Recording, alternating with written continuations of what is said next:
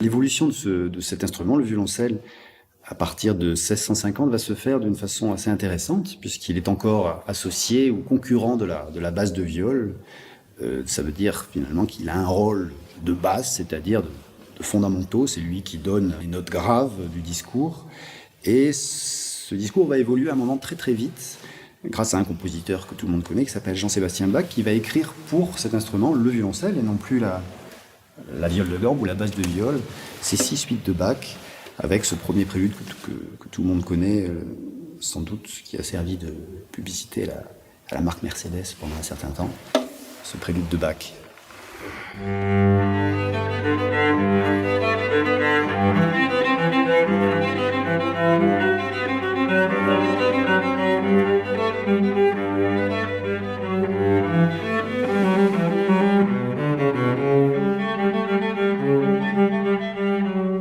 Donc après Bach, dans l'époque dite classique, cette deuxième partie du XVIIIe siècle, les compositeurs, Mozart, Beethoven, vont utiliser l'instrument sous une forme un petit peu alternée, c'est-à-dire, on va retrouver dans cette symphonie que tout le monde connaît, par exemple, cette utilisation des graves de l'instrument, de l'orchestre, associée à la contrebasse, qui donne un socle très, très important à l'orchestre en particulier.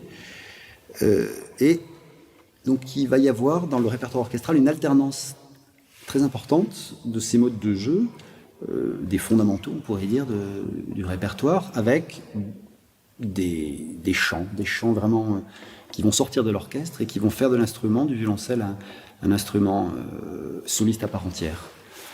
Brahms va écrire quantité de pages inoubliables, de chants magnifiques à l'orchestre pour le violoncelle.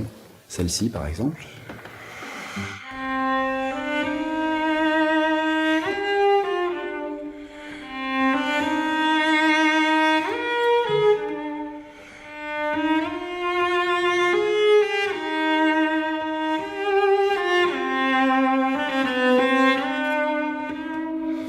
Et d'autres, bien d'autres encore.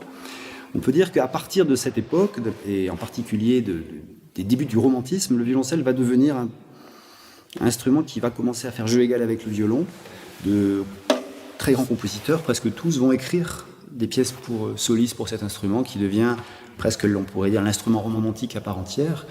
Certains compositeurs, à la fin du XIXe siècle, vont utiliser l'instrument dans des modes de jeu très variés. Ce qu'on disait sur les Pits, par exemple, il existe tout un mouvement écrit par Claude Debussy, une sonate pour violoncelle.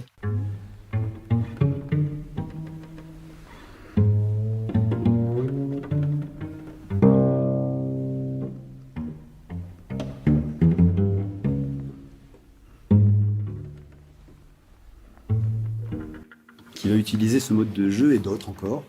On va réaliser que cet instrument a des possibilités immenses, en fait, et tout à fait complètes, qui seront extrêmement exploitées au XXe siècle. Ensuite vont suivre des compositeurs tels que Strauss, qui va écrire Don Quichotte, qui sera incarné par cet instrument si humain, avec cette page exceptionnelle de la fin de Don Quichotte, de solo de violoncelle, qui raconte la mort, et la fin donc de ce personnage tout à fait épique et qui vit de ses rêves.